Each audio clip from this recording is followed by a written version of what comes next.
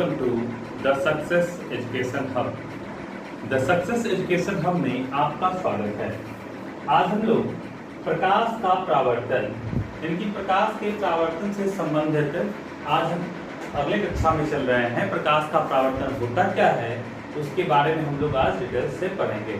तो देखिए, प्रकाश का प्रावर्तन नाम से स्पष्ट है। प्रकाश का प्रावर्तन, प्रावर्तन कहने का मतलब होता है टकरा करके वापस लौटना, टकरा करके वापस लौटना। तो जैसे जब कोई प्रकाश की किरण किसी समांगी माध्यम से चलकर किसी अपवर्तक सतह या परावर्तक सतह से टकराने के पश्चात पुनः उसी माध्यम में लौट जाती है। सिंपल सी भाषा में आप समझिए कि जब प्रकाश की किरण जिस माध्यम से चलकर आती है, टकराने के बाद पुनः उसी माध्यम में लौट जाती है, इसी घटना को हम लोग क्या कहते हैं? प्रकाश का प्रावर्तन कहते हैं। तो आप लोग लिख सकते हैं कि जब प्रकाश की किरण किसी समांगी माध्यम से चलकर परावर्तक सतह से टकराने के पश्चात पुनः उसी माध्यम में लौट जाती है, इस घटना को प्रकाश का प्रावर्तन कहते हैं।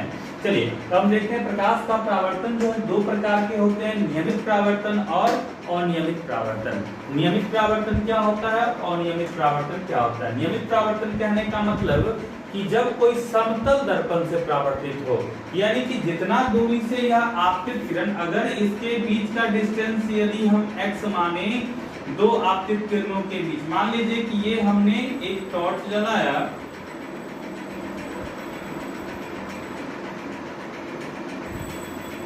और एक टॉर्च हमने यहां जलाया। जब दो टॉर्च एक दूसरे से x दूरी पर हम जलाते हैं तो परावर्तन के पश्चात भी यदि हमारे बीच जो परावर्तित किरणें हैं वो x डिस्टेंस पर हो, तो यही क्या होता है हमारा, जब आपतित किरण दो या दो से अधिक आपतित किरणों के बीच और परावर्तित किरणों के बीच समान दूरी होता है, तो वही कहलाता है हमारा कौन सा प्रावर्तन? नियमित प्रावर्तन। नियमित प्रावर्तन करने का मतलब क्या? इसके बीच की दूरी क्या होनी चाहिए? बराबर होनी चाहिए। तो आप लोग फिगर भी बनाते चलिएगा, साथ साथ नोट डाउन भी करते चलिएगा। यदि नोट डाउन करने में समस्या आ रही हो तो आप उसको वीडियो को पॉज करके भी नोट डाउन कर सकते हैं। चलिए, तो ये देख सकते हैं आप नियमित प्रावर्तन क्या है? जब कोई समतल दर्पण से पर आपतित किरण पड़ती है तो वह नियमित प्रावर्तन होता है। जब कोई टेढ़ा मेढ़ा सतह या फिर रुखरा सतह पर जब प्रकाश की किरणें पड़ती है, मान लीजिए यह टेढ़ा मेढ़ा सतह है या रुखरा सतह है, तो जब रुखरे और चमकीले सतह पर लिखेगा, जब रुखरे और चमकीले सतह पर प्रकाश की किरणें पड़ती है तो वह अनियमित रूप से परावर्तित हो जाती है। इस घटना को अनियमित परावर्तन कहते हैं। चलिए, अब इसके बाद फिगर बना लीजिएगा। अब देखिए अगला क्या है? समतल दर्पण से प्रकाश का परावर्तन। तो समतल दर्पण से प्रकाश का परावर्तन क्या होता है कि माना कि एक हमको एक दर्पण ले लिए, दर्पण यानी आईना, जो आप आईना यूज करते हैं वही आईना है यह। और जब आईना पर हम एक टॉर्च जलाते हैं तो वह नियमित रूप से इधर की तरफ परावर्तित हो जाता है। उसी प्रकार से मान लीजिए कि जब हम प्रकाश डाले तो आने वाली प्रकाश को आपतित किरण कहते हैं। ठीक है, वह प्रकाश जो किसी बिंदु स्रोत से आ रही है उस प्रकाश स्रोत को क्या कहेंगे? आपतित किरण कहेंगे। और दर्पण से टकराने के पश्चात जो पुनः उसी माध्यम में लौट जाती है, इस प्रकाश को कहते हैं हम लोग परावर्तित किरण। चलिए, और इन दोनों आपतित किरण और परावर्तित किरण के बीच एक हम लंब डालते हैं, उसी को हम क्या कहते हैं? अभिलंब कहते हैं। तो आपने देखा कि प्रकाश जब समतल दर्पण पे पड़ती है तो आने वाली किरणों को आपतित किरण और टकरा करके लौटने वाली किरणों को परावर्तित किरण और उस पर डाले गए लंब को अभिलंब कहते हैं। अब देखिए, एंगल ऑफ आई, इनकी आपतित किरण और अभिलंब के बीच बना कोण होता है आपतन कोण। क्या होता है? आपतन कोण। आप लोग लिख लीजिएगा, आपतित किरण और अभिलंब के बीच बने कोण को आपतन कोण कहते हैं। उसी तरीके से परावर्तित किरण और अभिलंब के बीच बने कोण को क्या कहते हैं? परावर्तन का कोण कहते हैं। परावर्तित किरण और अभिलंब के बीच बने कोण को परावर्तन का कोण कहते हैं। इसका भी परिभाषा लिख लीजिएगा। आपतित किरण क्या होता है? बिंदु स्रोत या प्रकाश स्रोत से आने वाली किरणों को आपतित किरण, पुनः टकरा करके वापस लौटने वाली किरणों को परावर्तित किरण, और उस बिंदु पर डाले गए लंब को अभिलंब कहते हैं। चलिए अब हम लोग देखते हैं परावर्तन के नियम क्या है। प्रकाश के परावर्तन के नियम, यह बहुत ही इंपॉर्टेंट है प्रकाश के परावर्तन के नियम इस वर्ष के लिए, क्योंकि हर 2-3 वर्ष के उपरांत जो है इसको पूछ लेता है। तो इस वर्ष के लिए आपके लिए बहुत इंपॉर्टेंट है प्रकाश के परावर्तन के नियम कितने हैं और वह कौन कौन होते हैं। तो देखिएगा प्रकाश के परावर्तन के 2 नियम हैं, पहला नियम और दूसरा नियम। पहला नियम क्या कहता है? देखिए यहाँ देखिएगा आप लोग, आपतित किरण, परावर्तित किरण और अभिलंब तीनों एक ही तल में, क्या है? एक ही तल। तल कहने का मतलब ये जो सरफेस होता है यह एक तल है, यानी कि आपतित किरण, परावर्तित किरण और अभिलंब तीनों एक ही तल में होते हैं। यह आपका पहला नियम हो गया कि आपतित किरण, परावर्तित किरण और अभिलंब तीनों एक ही तल में होते हैं। यही है प्रकाश के परावर्तन का पहला नियम। सबसे पहला तो ऑब्जेक्टिव में पूछ देता है प्रकाश के परावर्तन में कितने नियम हैं? तो 2 नियम है। कितने नियम हैं? तो 2 नियम होते हैं प्रकाश के परावर्तन के। चलिए अब पूछ देता है कि प्रथम नियम कौन है, द्वितीय नियम कौन है। 2 नंबर में आपसे पूछ देता है कि प्रकाश के परावर्तन के दोनों नियमों को लिखें। तो पहला नियम क्या कहता है? आपतित किरण, परावर्तित किरण और अभिलंब तीनों एक ही तल में होते हैं। दूसरा नियम कहता है कि आपतन कोण और परावर्तन कोण का मान बराबर होता है। यानी कि आपतन कोण क्या हो गया? एंगल ऑफ इंसिडेंट यानी आई, और angle of reflection angle R, यानी कि आपतन कोण का मान आई और कोण आर बराबर होगा, यानी कि कोण आई बराबर कोण आर होगा। यही कहता है द्वितीय नियम। द्वितीय नियम क्या कहता है कि आपतन कोण का मान परावर्तन कोण के मान के बराबर होता है। तो आप इसको VVI करके आप नोट याद कर लीजिएगा।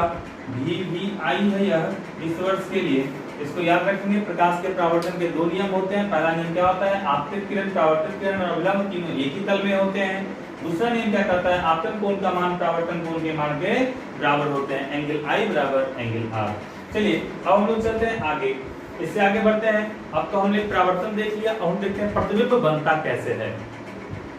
प्रतिबिंब बनता कैसे है? तो मान लीजिए कि यह कोई एक दर्पण है।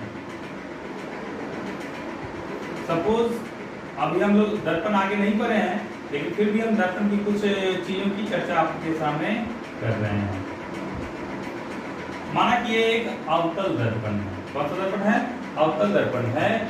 जब अवतल दर्पण में ये आपका फोकस होगी, ये इन्हां है, कहीं से मान लीजिए प्रकाश जब आ रहा है तो आने के पश्चात यह कहीं न कहीं अनंत से आ रही प्रकाश की किरणें फोकस से लौटती है। जो भी किरणें आएंगी सब के सब यहाँ आके अगर जमा हो गई,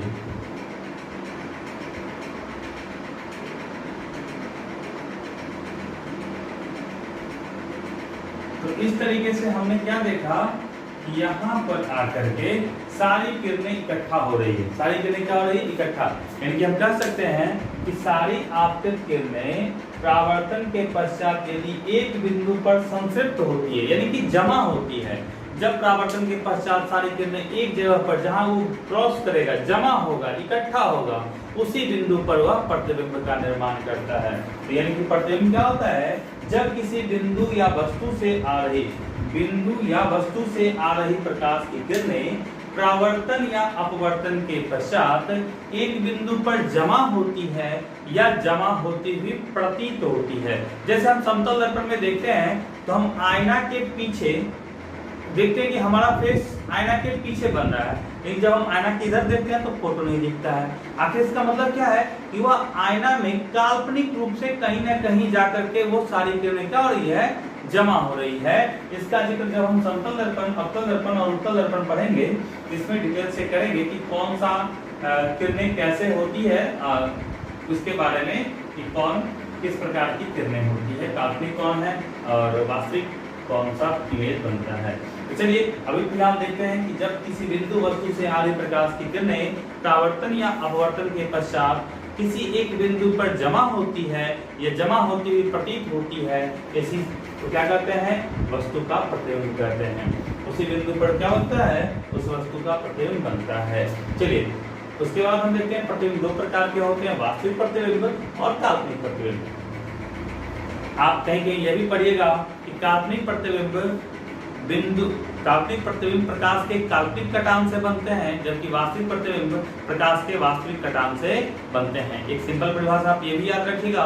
दूसरा क्या होता है कि जब किसी बिंदु से आ रही प्रकाश की किरणें परावर्तन के पश्चात या अपवर्तन के पश्चात किसी बिंदु पर मिलती है, किसी बिंदु पर मिलती है, वो हमको दिखती है मिलते हुए, तो वो क्या बनती है? वास्तविक प्रतिबिंब का निर्माण होता है। वहीं अगर किसी बिंदु से आ रही प्रकाश की किरणें परावर्तन के पश्चात मिलते हुए प्रतीत होती है, यानी वो कहीं पीछे, जैसे समतल दर्पण हमको लगता है क्या है कि दर्पण के पीछे कहीं बन रहा है प्रतिबिंब, यानी वो प्रतीत हो रहा है, इसको हम क्या कहते हैं? काल्पनिक प्रतिबिंब कहते हैं। काल्पनिक प्रतिबिंब का एग्जांपल आप सामने आप डेली आप अपने आईने में मुंह देखते हैं, तो उससे आप पता कर सकते हैं कि वो काल्पनिक प्रतिबिंब बन रहा है। और वास्तविक प्रतिबिंब के लिए आप लोग प्रोजेक्टर का यूज करते हैं। जैसे हम प्रोजेक्टर से क्या होता है, लाइट निकलता है और सामने उसका डिस्प्ले पर चित्र अंकित होता है, इसको वास्तविक प्रतिबिंब के रूप में आप याद रख सकते हैं।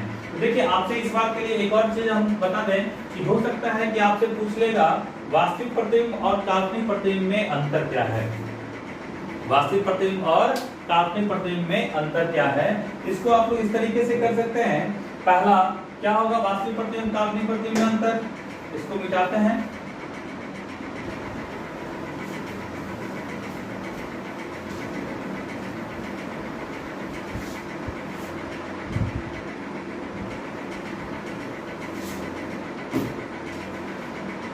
वास्तविक, इधर हम लिखते हैं काल्पनिक। वास्तविक प्रतिबिंब में पहला क्या होगा, यह वास्तविक कटान से बनता है।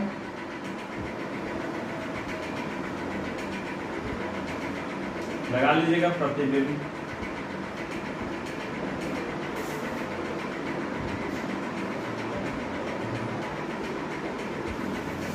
वास्तविक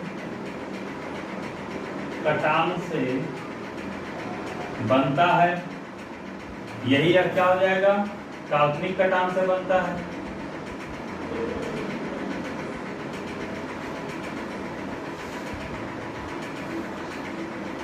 आप लोग नोट करते चलिएगा, काल्पनिक कटान से बनता है। दूसरा क्या होता है, यह हमेशा उल्टा होता है। वास्तविक प्रतिबिंब हमेशा उल्टा होता है। कैसा होता है? उल्टा होता है। यह उल्टा होता है।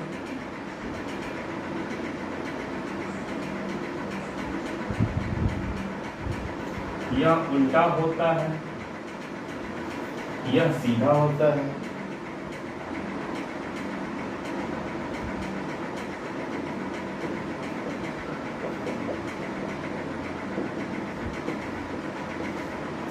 यह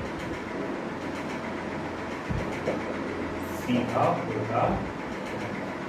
इसी तरीके से आप लिख सकते हैं और कि इसको पर्दा पे हम उतार सकते हैं।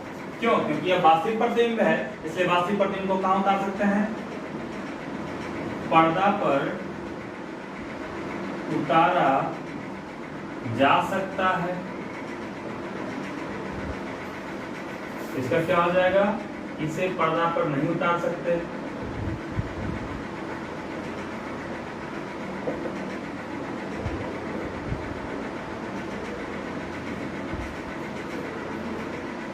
यह क्या बनता है, यह दर्पण के सामने बनता है।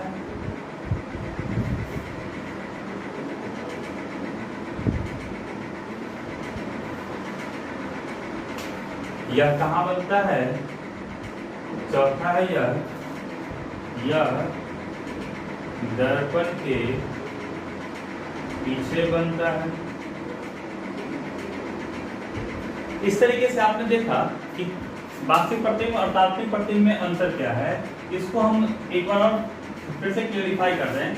यह वास्तविक कटान से बनता है, यानी कि इसको दिखेगा आपको कि यह मिल रहा है, रियली में मिल रहा है। तो वास्तविक कटान, काल्पनिक कटान में ऐसा प्रतीत हुआ कि कहीं ना कहीं मिल रहा था, इसलिए वह प्रतिबिंब बन रहा है।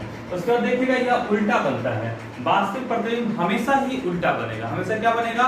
उल्टा। अभी भी हम जब बनाए थे तो देखेंगे कि उसका प्रतिबिंब इसके नीचे बना था, यानी कि मेन लाइन के नीचे, मुख्य अक्ष के नीचे बना था, प्रधान अक्ष के नीचे बना था, इसलिए इसको क्या कहते हैं? उल्टा बनता है। लेकिन वही काल्पनिक प्रतिबिंब की बात की जाए तो सीधा बनता है। जैसे हम आईना में चेहरा देखते हैं तो क्या मेरा चेहरे का निचला बगल, केवल मैं पूरा शरीर देखूं तो मेरा पैर ऊपर और सर नीचे बनता है? नहीं बनता है। हमेशा क्या बनता है? सर ऊपर और पैर नीचे। हम आगे पढ़ेंगे कि लेटरल अपोजिट बनता है। हमको पता है कि लेटरल अपोजिट की बात आप लोग कर रहे हैं। चलिए आगे देखते हैं। पर्दा पर उतारा जा सकता है। पर्दा पर उतारने का मतलब क्या होता है कि सामने प्रोजेक्टर पर, हमने बताया अभी कि प्रोजेक्टर पर हम इसको चला सकते हैं, इसको पर्दा पे नहीं उतारा जा सकता। यह दर्पण के सामने बनता है, जब प्रोजेक्टर सामने आ गया तो दर्पण के सामने बन गया, यह दर्पण के पीछे बनता है। आज के लिए हम रखते हैं इतना ही। तब तक के लिए बहुत बहुत धन्यवाद। आप लोग इसी तरीके से वीडियो को अच्छे से देखें, समझें और जो भी डाउट हो वो कमेंट सेक्शन में जरूर डालें, ताकि मैं अगले वीडियो में उस डाउट को क्लियर कर सकूं। और यदि आप नए हैं तो चैनल को लाइक करें, सब्सक्राइब करें और बेल आइकन को दबाना ना भूलें, और साथ साथ अपने दोस्तों तक शेयर कर दें। बहुत बहुत धन्यवाद।